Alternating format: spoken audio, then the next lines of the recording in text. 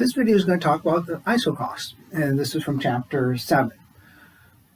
In our two-factor of production model that we're using here to examine production and costs and profit, with capital and labor being the two factors of production. If we let W be the wage or the wage of labor, and then V be the price for capital, the rental price for capital, then a firm's cost can simply be written in this following form, that if you simply multiply the wage times the amount of labor that you hire and add in the cost of capital, which is simply going to be the price of capital multiplied by the amount of capital that you use. Now, when we look at our graph here that has labor and capital on the two axes, this expression gives us the way to cost out or price out like any combination of the two factors of production that a firm might conceivably want to use. We can actually cost it out using this formula. Now, that doesn't mean that that's the combination that a firm's going to want to use, but we could use this formula to say, like, any point here, any combination of capital and labor, how much does it actually cost the firm to hire that much capital and that much labor? So we'd use this formula, and from this we could get an isocost. We can get an isocost. What we do in that case, the prefix iso means same. So this is a level curve of this cost expression, or a contour line of this cost expression. So let's suppose, for concreteness, to graph one of the isocosts here, let's just say that the wage happens to be 15, and then the rental price of capital happens to be 5. And then what we'd have to do is fix a level of cost. So I'm going to pick 300 here as the cost. Let's just say if this was your budget and these were the prices, how many units of labor and how many units of capital could you buy? So we'll just rewrite this expression here. So it'd be 15 times L plus 5 times K. And I said we were going to set that equal to 300. And so this would be the expression for an isocost. This would be the $300 isocost line using these prices for the two inputs. What we're assuming here is that this firm is what's known as a price taker in the input market. So they're taking this wage of labor and the rental price of capital as given. They assume that they can hire as much labor or as much capital as they might possibly want at those amounts. And sometimes, certainly relative to the national labor market, that's probably true. All firms are pretty small relative to the whole labor market.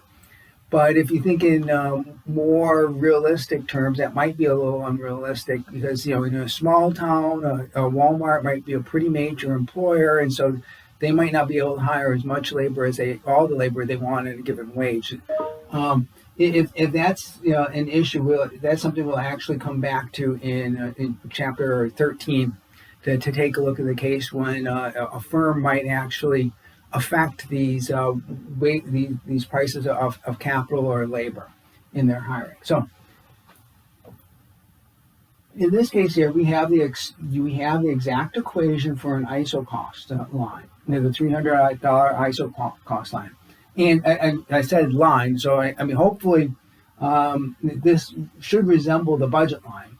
And therefore, you should be able to see that this would be a line if we graph it. But if you didn't, we can just pick some numbers and see what we get. So, if you have a budget of $300, labor costs 15 units a piece, and you say, well, let's spend all of our available money on labor. The labor axis intercept would be 300 divided by 15, or 20. So when we came down here, we could come out here and graph. And we know that hiring 20 units of labor and no capital would be one way you could spend all $300. And then if you hired all capital and no labor, that would be 300 divided by 5, and that would be 60. So as you have come up here, I'm not going to draw actually with, I guess, the same scale. So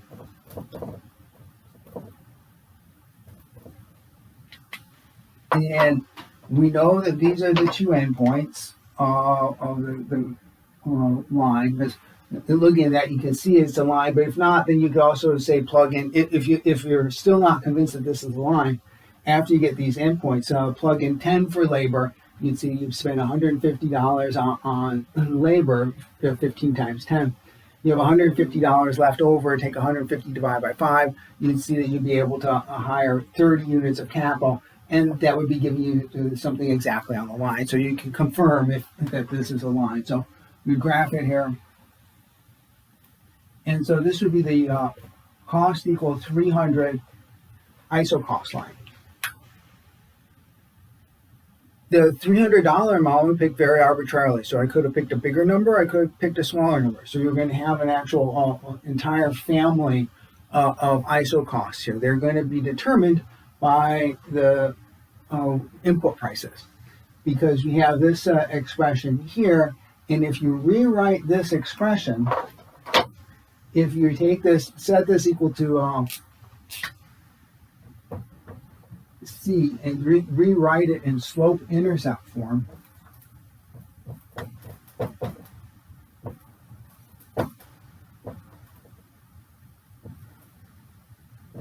you'd end up getting this.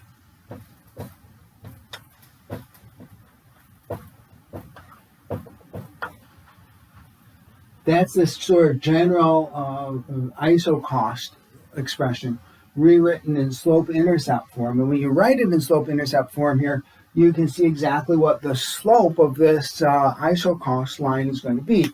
It's the ratio of the input prices.